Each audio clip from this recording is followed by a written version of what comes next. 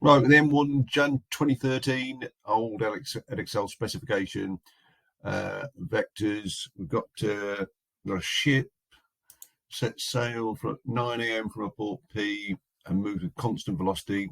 The position vector of P is 4i minus 8j that's at 9 a.m.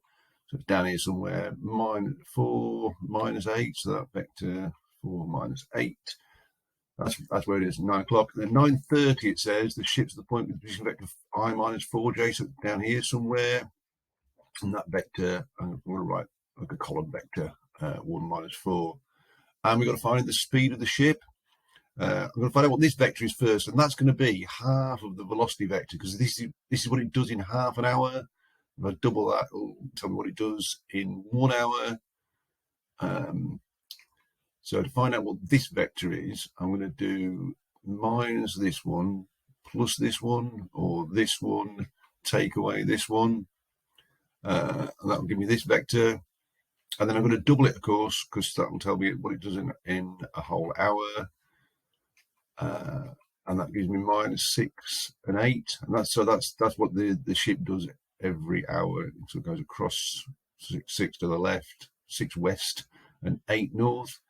It wants the speed though, so I need to find the magnitude of that velocity. How fast is it actually going? I'll do Pythagoras on the vector and get 10 kilometers per hour. So it goes 10 kilometers per hour, sort of up to the left. And then it says show the position vector R t hours after 9 a.m. is given by this. Well, and initially it's this port here, 4 minus 8. And then every hour it does this, which is a -6, 8. So that's where it'll be after 1 hour, and that'll be the vector. After another hour, it'll be up here somewhere. But if after t hours, I need to do t lots of the velocity vector, and adding those together, I can write it as column vector like this: 4 minus 6t, and then 8t minus 8. And then it says at 10 a.m. the passenger on the ship observes a lighthouse L, which is just here, which is due west of the ship. So the ship's over here somewhere, so the lighthouse is due west. So that's where the ship is at 10 a.m. I'll call that S1. And then it says 10:30, passenger observes that the L is now southwest. So the ship's up here somewhere, so the lighthouse is southwest of it. So the ship's up here somewhere. Now, the expression for the position vector of the ship, so at 10 a.m., I'll put t is equal to 1, giving me the position vector is -2, 0. So I can actually draw it like this. The origin's here, the position vector at when t is 1. Well, there's no vertical component, so it's sort of due west, and the lighthouse is due west as well, so sort of lie on the horizontal axis, really. And at 10:30, it's up here. T is 1.5. Then putting 1.5 into here, you get -5, 4. So it's -5 and then 4 up.